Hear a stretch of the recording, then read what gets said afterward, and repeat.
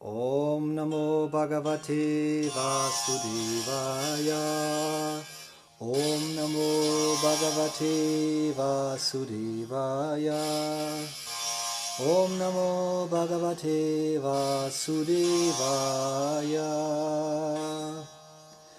Narayanam Namaskritya Narang Chaiva Narotamam Devim Saraswatim Vyasam Tato Jayam Udirayet Nashtaprayeshva Vatreshu Nityam Bhagavata Sevaya Bhagavatyutama Shloke Bhaktya Bhavati Naishtiki.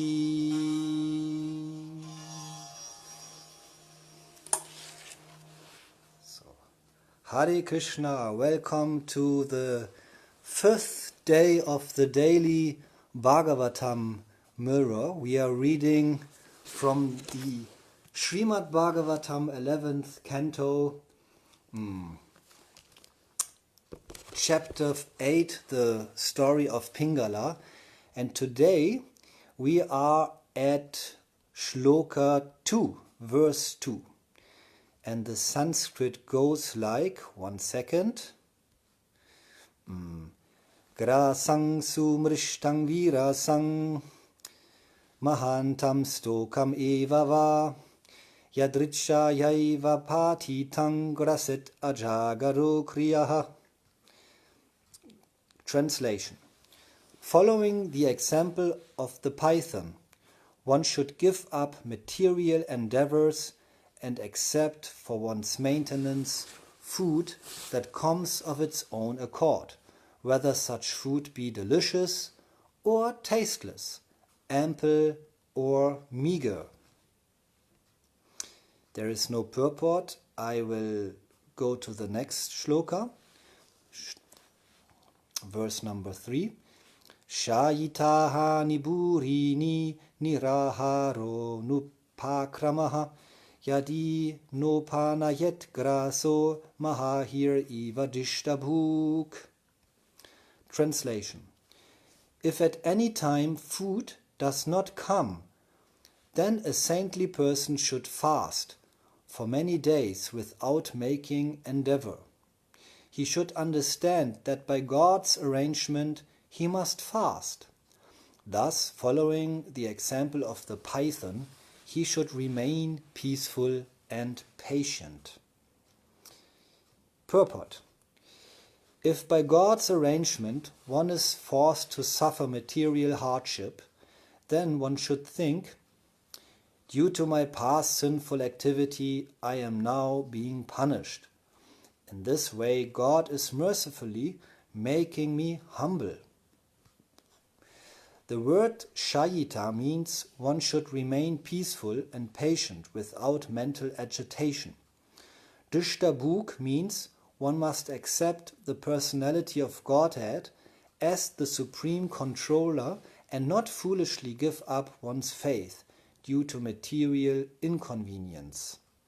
Tatenu kampang susamikshamano bunjana evatma kritam vipakam. Srimad Bhagavatam 10.14.8.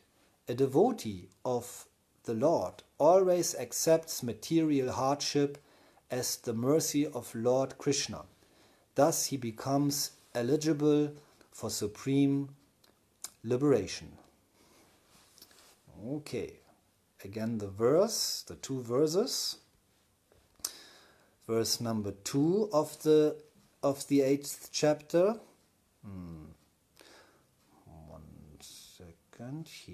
Here we go. If at any time food does not come, then a saintly person should fast for many days without making endeavor. He should understand that by God's arrangement he must fast. Thus, following the example of the python, he should remain peaceful and patient. And the verse before, following the example of the python, one should give up material endeavors and accept for one's maintenance food that comes of its own accord, whether such food be delicious or tasteless, ample or meager. So yeah, here we hear from a quite radical lifestyle, the lifestyle of the python. The python is a snake that just lies down and waits until some small animal like a rat or a mouse comes by, and then suddenly the python bites and swallows that living entity. So this example is given that a sadhu should follow this example. A sadhu should live a life like a python. That means not endeavoring too much for material gain and sense gratification, but just wait what comes for me, what the Lord will deliver to me. So the devotee, he or she has faith that the Lord will provide him or her with all that he or she needs to execute his or her devotional service.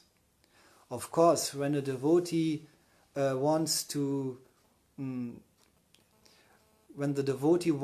that the Lord fulfills his or her many material desires that brings one away from Krishna, then it might happen that the Lord will not provide. In Srimad Bhagavatam there is a shloka where Krishna says that he mercifully takes away everything that is hindering is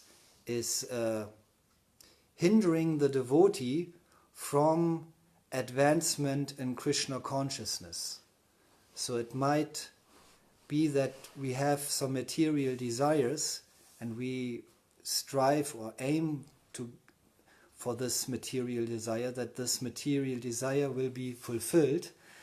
And we pray to Krishna, please fulfill this material desire, but then it might happen that Krishna will not fulfill it. And even more, he might even take away. Let's suppose we are very attached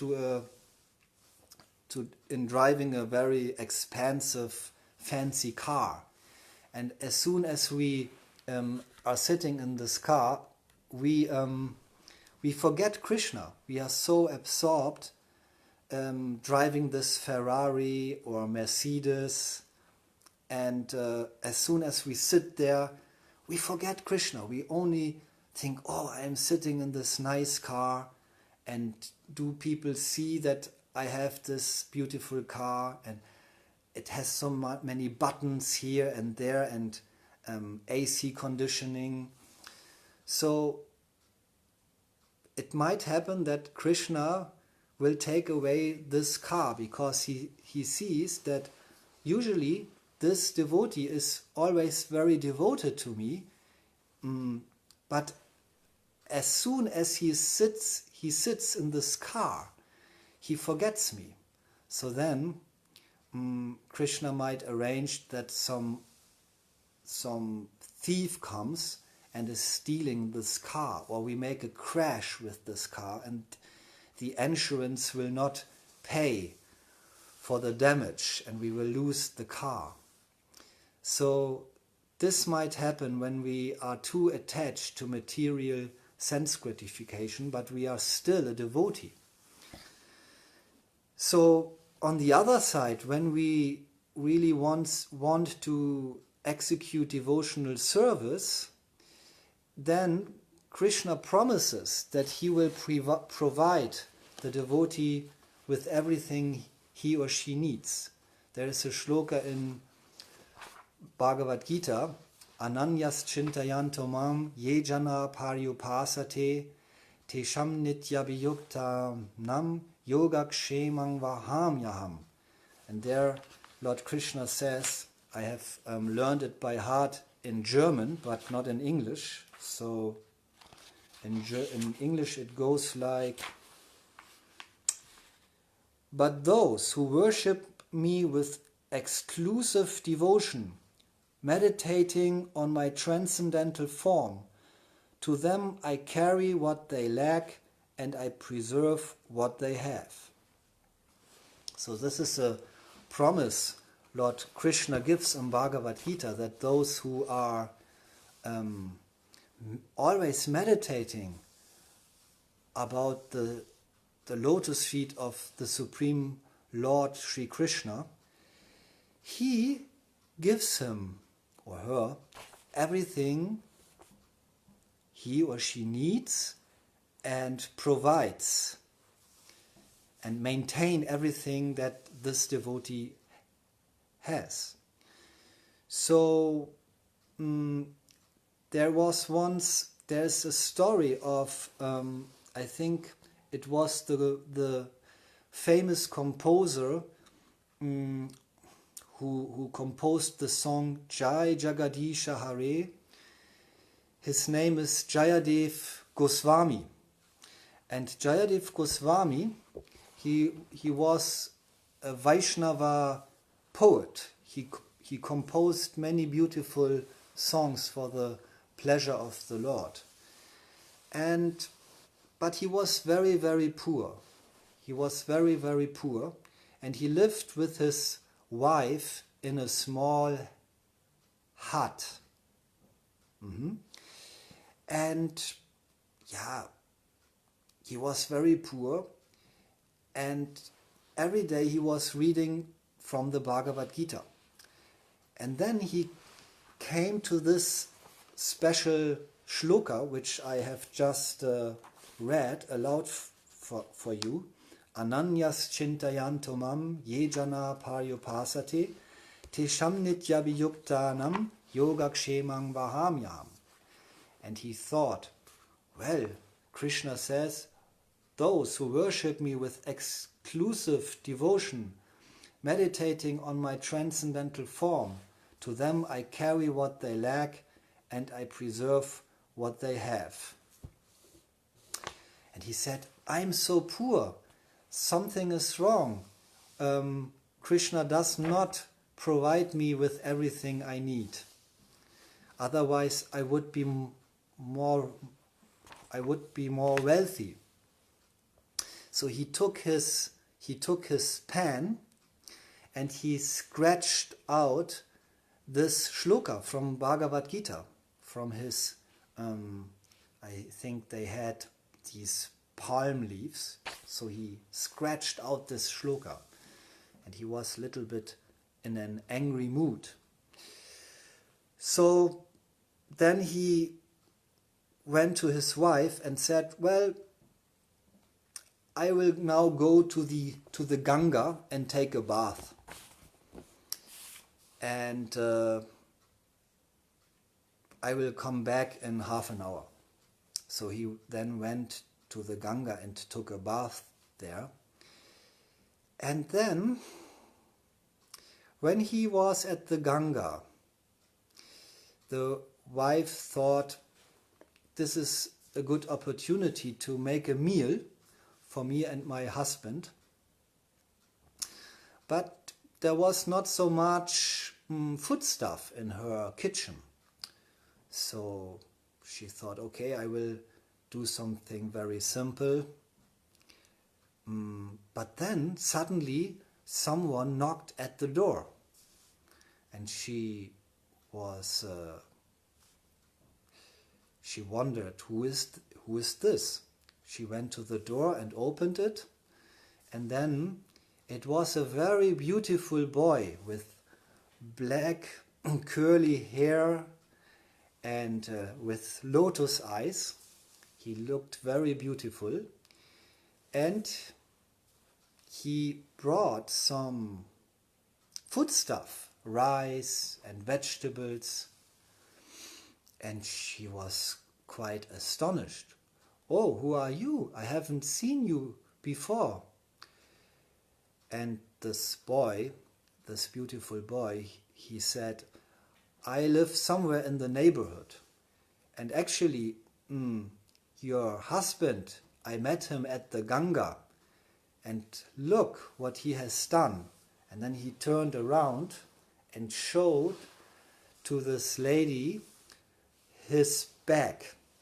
And for the amazement of the lady, for the lady's amazement, she saw that the whole bag was scratched. There were bloody scratches. And she was very puzzled and confused.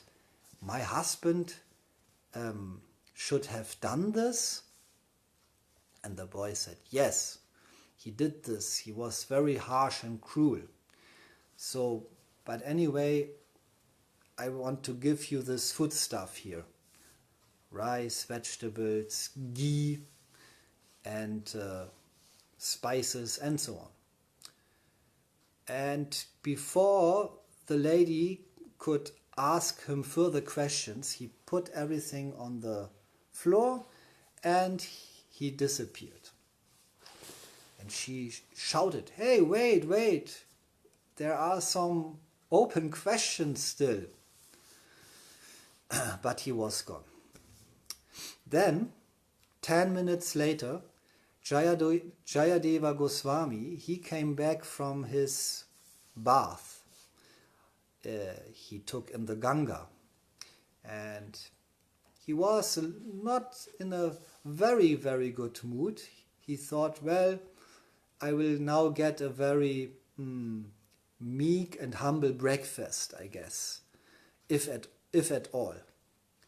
But then the lady, the wife, she cooked a very sumptuous meal with sabji, with more vegetable dishes, 2-3 different sabjis, and rice cooked in ghee, and chapatis, bread.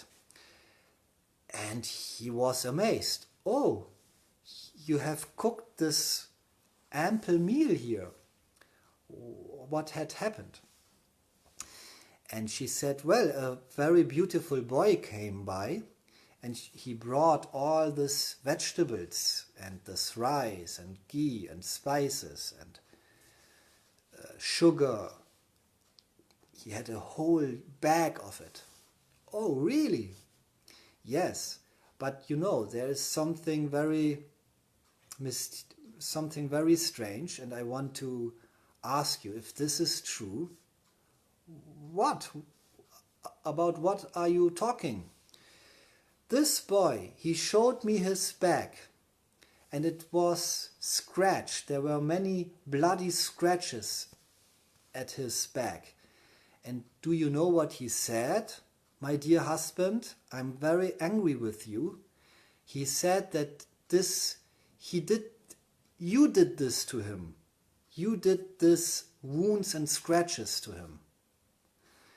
And when Jayadev Goswami heard this, he was really puzzled and confused. A beautiful boy with black curly hairs and lotus eyes came here, brought all these wonderful rich food stuff, and my wife cooked a very delicious meal. And then this boy told my wife I brought some harm to this boy and scratched his back, which I didn't. I was just taking a bath in the Ganga. What is going on here? And he thought and thought and thought, and suddenly he had this realization. "Oh, this boy, oh my God," he said. This was the Lord himself. the Supreme Personality of Godhead, Krishna, came here and knocked at our door. And he brought all these foodstuff. Because in the morning I read this shloka from Bhagavad Gita 9.22, where Krishna says that he provides his devotees with everything he or she needs for his devotional service. And I scratched out this shloka. And the back of this boy, that was like this shloka, and the scratches, that they were my scratches I did to the Bhagavad Gita, because it is said that the Bhagavad Gita is non-different from Krishna. The words of Lord Krishna are non-different. So that is the instruction we can get from this shloka here, from this passage of the Srimad Bhagavatam, that we as a devotee, we should be faithful that Krishna, the Supreme Lord, will provide us with everything we need, not for our sense gratification, but for our execution of our devotional service. Then why shouldn't Krishna provide us? He provides even the elephants in the jungle or the ants. You know, a small ant finds his sugar, his rock of sugar every day, and the elephant is provided with hundreds of kgs of foodstuff. Why should Krishna not provide his dedicated devotee, who is, as it is said here, always with exclusive devotion meditates on my transcendental form. To them I carry what they lack, and I preserve what they have. In this sense, I think this is a good point to close this daily Srimad Bhagavatam mirror. If you have any comments or questions that I can answer today or tomorrow, please put it here in the comment section. Thank you very much. Srimad Bhagavatam ki jai. Hare Krishna.